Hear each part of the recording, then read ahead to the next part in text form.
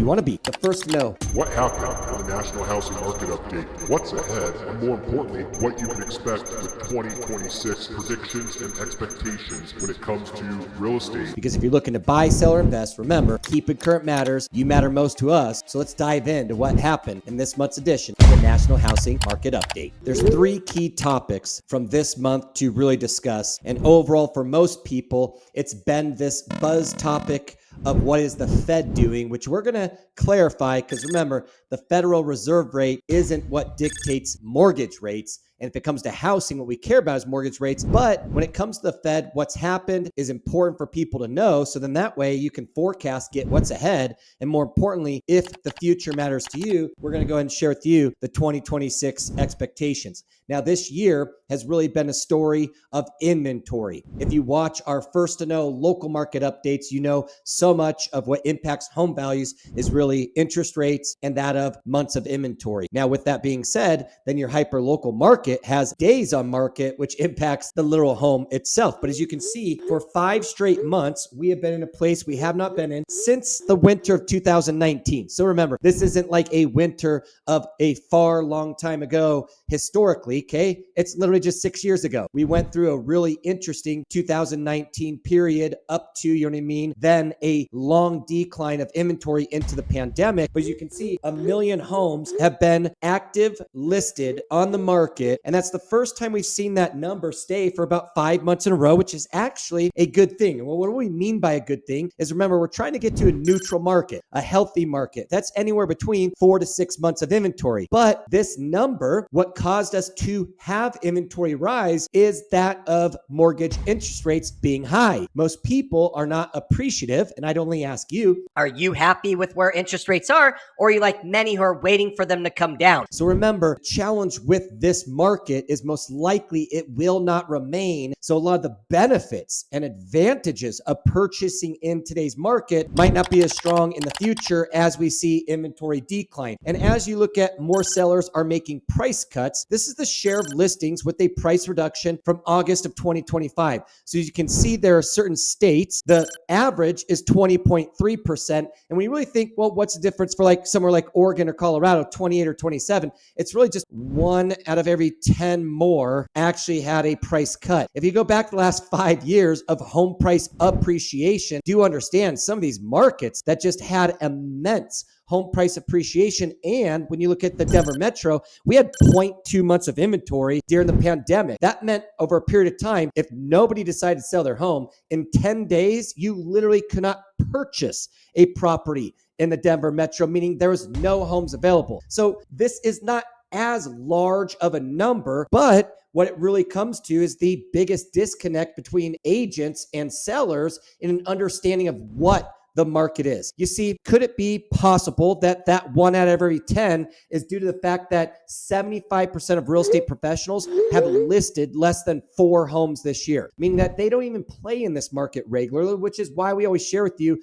the importance of our strategy calls, working with an amazing team. Is when you work with teams like ours and other people who help 50 families a month navigate and negotiate a market, well, guess what? It's not just the market, it's also the real estate professionals in the market advising people on expectations. So as you can see, from a home price growth is moderating, the home price appreciation, as you can see from January of 2024 all the way through July of 2025, is that 6-7% even last year, year over year, that was kind of unhealthy. What we mean by that is, remember, the average 30-year home price appreciation is about 3.4%. But if you're in average price range like the Denver Metro of $800,000, well, then the problem with 6% is that's a healthy amount of appreciation to home value every single year. So this 2.3% is actually a very safe place to be. However, if you look at, what's really interesting about this, from February all the way through June, we were seeing a decline, meaning the home price appreciation decelerating year over year in the nation. That's also what impacted some of those local markets where you saw the price cuts, is over the last year, they actually saw a larger deceleration, but that's because home price appreciation was at like 12 or 13%, all the way up to 18% during 2021, 2022 here in Colorado. So you can see there's just adjustments that have to be made. But in the nation, this is a very safe place to continue to see home prices are continuing to rise year over year. The nice part is if you look at July of 2025, we're starting to see that number climb again, meaning that the slowdown or moderation may end up speeding up. So as you look at Anthony Smith, the senior economist at Realtor.com, while national prices continue to climb, local market conditions have become increasingly fragmented. This regional divide is expected to continue influencing price dynamics and sales activity as the fall season gets underway. What this really is leading to is how important education is on a hyper-local level, because every single market is so unique. And as you can see here, the home price trends vary by area. Overall, this is a composite of the 50 largest metros from August to August. And so you can see some places like Denver were down 3% year over year. Now that's just an average home price trend, but remember that number now is starting to slide closer to that green side, meaning home prices are appreciating again. So a lot of people who want a buyer's market, remember,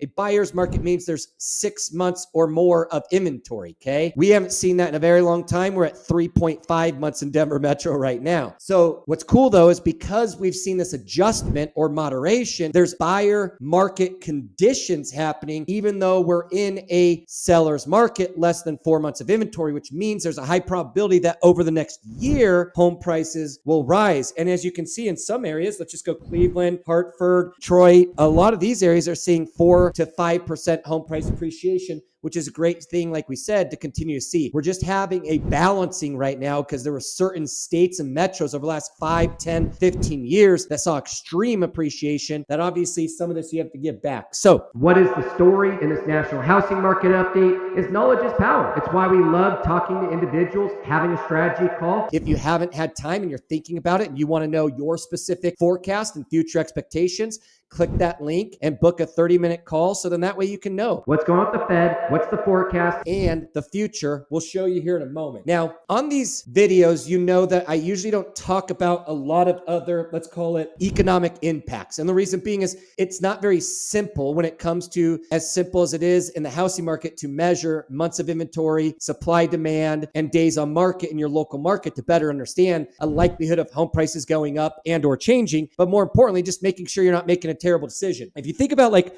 what does the Fed actually do? Remember, they don't decide whether mortgage rates are coming down. What they do though is mortgage rates coming down impacts people's demand when it comes to affordability and or desire to be in a market. So let's look at a couple things here when we talk about what the Fed actually does. So the Fed measures, okay, inflation. And if you really start looking at, I guess you'd say like dual mandate for the Fed is that they look at price stability, okay, and they look at overall how is max employment or employment going? So let's look at the broader economy as a whole right now, because this is very important for people to better understand when we look at, can we predict or have a better understanding what's happening with interest rates? So as you can see, the Federal Reserve target rate is about 2%. When the Fed starts feeling like inflation's under control, they will lower, you know what I mean, the reserve rate to stimulate a couple things within the economy. Now, as you can see though, unemployment is still holding steady at about 4.3%. And so these two things help the Fed decide what's their next move. And remember, when the Federal Reserve is most likely going to lower the Federal Reserve rate is mortgage rates are built into a completely different sector, and they start making those decisions ahead of time. So before the last federal rate cut, we actually saw rates drop about 2 weeks before that. So ignore the social media and the buzz around the Federal Reserve rate. If you want to get deeper into better understanding kind of this dual mandate, is it's really jobs and it's really price stability. And if that's healthy, then the economy is most likely doing pretty well, that we don't have to put constraints. And so mortgage interest rates rising was one of those constraints to make sure that maybe we could get that inflation under control, which it did help a little bit,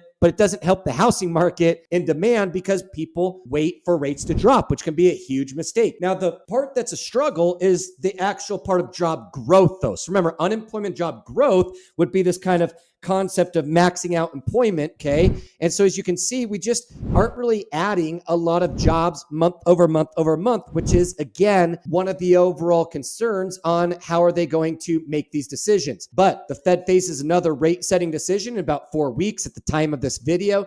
Policymakers would like to have up-to-date information on hiring and employment. They might not have up-to-date information with the government shutdown. So again, we may see a delay. There may not be some changes, but the reason why I just share this with you so you can have a better understand of the concern for most people when it comes to the economy is this word called a recession, okay? Nearly 2 in 3 Americans think a recession is coming. 74% of Americans admit that world news and or current events affect their financial decision. This is the part where if you've watched our previous national housing market update, I'll do a separate update, which really talks about the impact of recessions, all right, in the housing market. Remember, for most recessions, home prices go up and interest rates drop. It's a way to help us out of a recession. So overall, our goal should be to just continue to stay up to date through these market updates and have a better understanding that if you're thinking it's about time to buy, sell, or invest in the near future, is just to start the research today and then start entering the steps of the transaction after having a strategy call. So mortgage interest rates are projected to drop somewhere between about 6.4 all the way down to about 5.9 by the end of 2026. So for a lot of people who are experiencing rates like that right now through negotiations and willingness of the market, because that inventory is a little bit higher and those active listings are willing to do things to get their home sold, because not that's a bad market. They just know that selling their home is a good thing right now. They made a lot of money over the last couple of years. They're ready for their next stage and they're excited to help you while there's more homes to choose from to have more open availability around things that could help you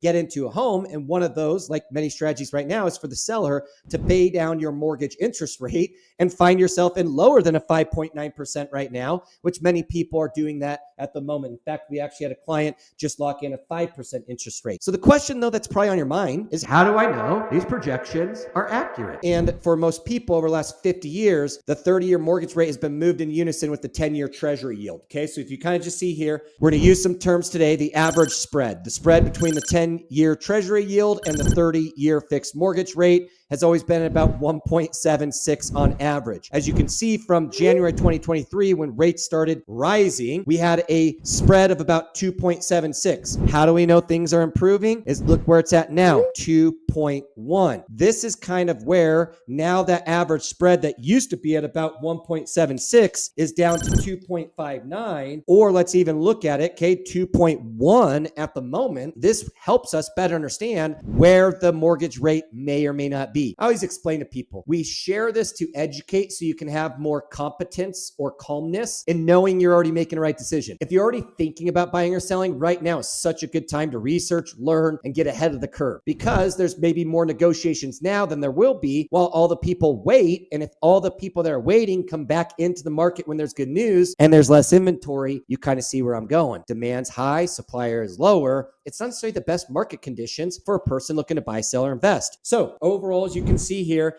6.3% where we're at, 2.1 plus that 4.2 puts us there. And so if we were going to say, hey, as of October 1st, they are expecting the treasury yield forecast to start coming down. So is that 5.9 an accurate thinking all the way at the end of 2026? Yeah, because we could say if we moved it from our current 2.1 down to that 1.76 spread of the treasury yield being at 4.2, well then guess what? We're pretty close to it. So you can see most of these experts and economists have been spot on with a lot of stuff in housing. The economy is not very predictable because psychology and people are kind of crazy.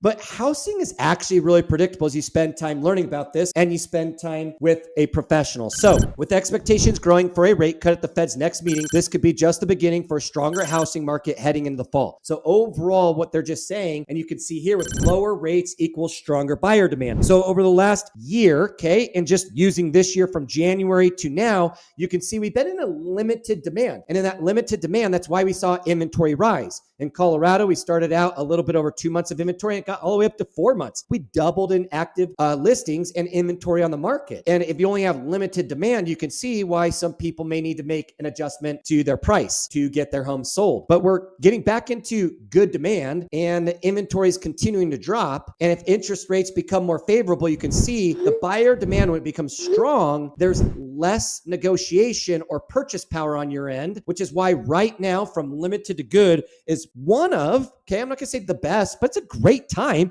to get in the market. Now, US home price expectations. Why is it also a good time to get in the market? As you can kind of see here, the home price expectations, the bullish people are saying by Q1 of 2029, so just over the next couple years, you know what I mean, about 26% home price appreciation, which on an $800,000 home would mean it's worth $1 million. That's $200,000 of equity you could have built just by owning that home. Okay, 15% is kind of the median. And then even the most pessimistic naysayers are still thinking 5% home price appreciation. So all of these things lead to a healthy amount of home price appreciation. Remember, follow months of inventory and you have a higher predictability of what that's going to be in your market. And that's why you're seeing there's some markets right now where we're still seeing multiple offers. There's some where there's a lot of opportunity. The home sales being expected to rise just means, again, there's more demand in the amount of people that will be coming into the market. Remember, we talked about this several months ago. This year, at the beginning of the year, was up at the highest it's been over the last 5 years. The amount of people said, I'm going to enter the market. But that's because their expectation was that interest rates were going to drop. When interest rates rose back in March, April, a lot of people got out saying next year will be my year. So remember, eventually all this stuff piles up unless people actually get accurate information and unless they watch market updates like this. Unfortunately, most of the time they're getting misinformation or headlines that do more to terrify than ever clarify. So we hope that you're excited. We know that the conversations that we have today set the stage for your success in 2026,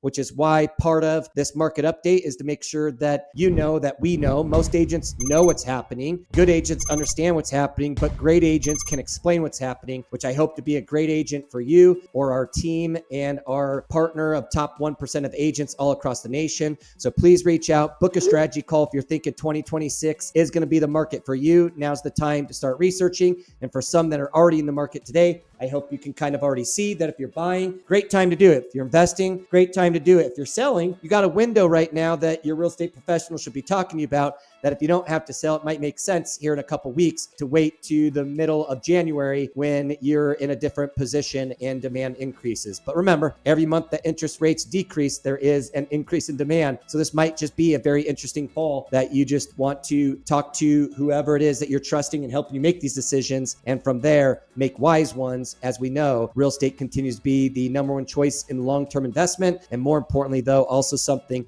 that changes people's lives based on the community they live and the decisions that they make. So from me to you, happy October, happy Halloween, and we look forward to seeing you in next month's edition of Keeping Current Matters in the National Housing Market Update.